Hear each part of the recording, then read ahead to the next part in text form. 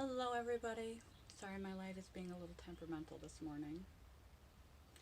It is finally warm enough to start pulling out the dresses, which means I'm going to have to sort my closet very soon. I'll try not to move around too much so that my light does not go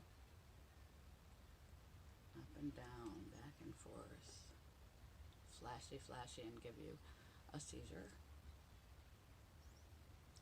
Okay, to the point. Only stupid people don't change their minds. I really don't like the way this quote is worded. There I go again with my lights. I prefer not to use demeaning language like stupid. I don't think it is stupid. I think that it is unfortunate and ignorant.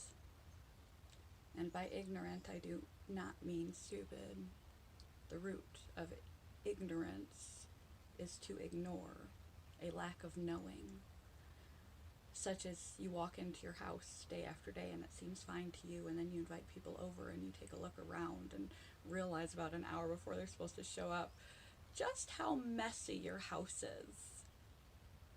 Whoops, it's been staring you in front of the face every day and you just didn't notice until suddenly someone else is going to see it and you see it through their eyes. Suddenly a new perspective has dawned on you that you didn't see before, even though it was right in front of you. There's a difference between ignorance and willful ignorance as well. Willful ignorance is a little more difficult. It's when you know better and you know how to do better and you decide consciously to resist. Not based on natural or physiologic resistance, but willful resistance to what you know is right and that you are fully capable of doing, being, thinking, behaving, accomplishing, managing, stabilizing, endeavoring for, caring for all the people, things, obligations, necessities, hopes, dreams, demands, etc. on your life that you know full well is right and good. And you know not only that it is, but you know how, and you choose not to. Not to change your mind, not to change your, if you do not change your mind, you do not change your ways. You do not change your emotions, beliefs, perceptions, and actions that result from changing your mind. First, people have to come to the awareness that they are not a piece of driftwood in the ocean of life, being bashed around shore to shore in a river that is beyond their control. That they have the capacity to act, make decisions and choices and changes in their behaviors, thoughts, ideas, internally and externally, to learn to regulate oneself,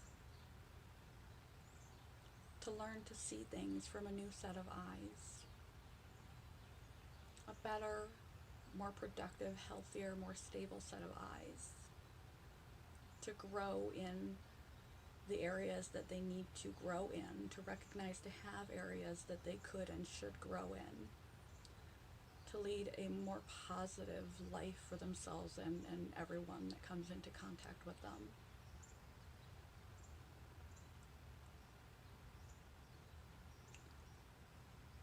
They have to be aware they have that agency. That's a certain level of awareness that one has to come to before they can begin to change their mind, to recognize they have agency. They're not at mercy of the world. They're active players with the world. And that they do have the capacity to work, even if it has been hardwired years into our brains and neural and autonomic circuitry to behave and believe and interact in a certain way. That identity is malleable. Neuroplasticity, the brain is malleable. The way we think and perceive is malleable. It's not easy, but it's doable, it's changeable. Then they have to be willing to put in the work. Once you recognize that your house is a mess and you have the humility to admit that, without judgment, guilt, or shame on yourself, just awareness that you have the power to change things, the things that are in your control to change. Like your messy house before the relatives show up. Suddenly you can objectively see things from a new set of eyes. And you have the humility to accept that you can grow in some areas. You can change your mind to a life and a situation and a way of being and feeling and thinking and doing that will make you happier, more fulfilled, more content, more at peace, more fun to be around, more loving, more able to give and receive love and enjoy the company of others, better experience of life. Then you have to be willing and able to put in the work, not just to see it, but to figure out the how. And through repetition, consistency, discipline, and great effort, clean out your house. Your house being your thought processes, your beliefs and values and priorities and habits and behaviors and choices and decisions that no longer suit or serve you. On a day-to-day basis. To be able to change one's mind is the key to be able to change one's life for the better.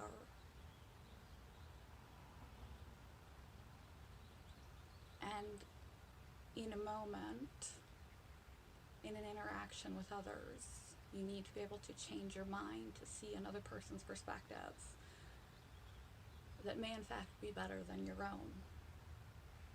If you're closed-minded, you can't incorporate wisdom. And the smartest people on the planet realize they know the least, no matter how intelligent they are. The more you learn, the realization that you know so little grows. We need to learn from others and be open to hear and listen to others genuinely. We don't have to follow their rules. It is our life. Their opinions, it is our life. Their input, it is our life. But you have to be open enough to hear it with genuine willingness to take it on board and into consideration, rather than assuming that your position is always right. It is in the challenging of one's beliefs, perceptions, and values, morals, way of being, that we either reaffirm for ourselves that yes, I am living in such a way that is serving me. I stand even more so behind what I believe now that I have fully integrated, taken on, and explored other options with entire willingness. Or you realize that you had a bias or a blind spot that you didn't realize you had. And you learn new ways to incorporate new things into your life for a better life for everyone involved, you and everyone that touches you. They say the definition of insanity is doing the same thing over and over and over again and expecting a different result.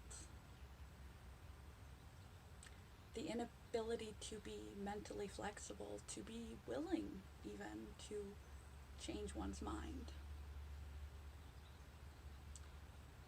means that you are certifiably insane. Don't take that wrong, I'm certifiable as well. There's a whole couple playlists on it.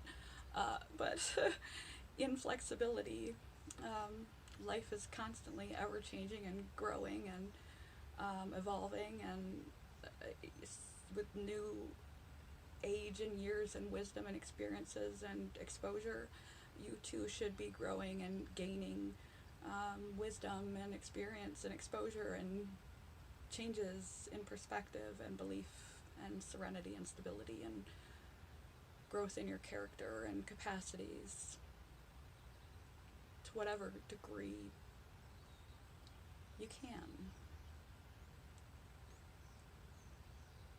Or you just get stuck.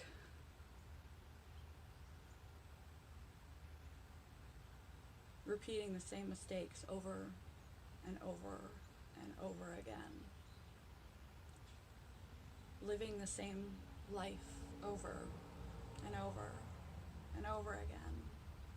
Repeating the same bad behaviors over and over and over again till eventually those little choices add up to a bad consequence. You don't grow if you don't change your mind.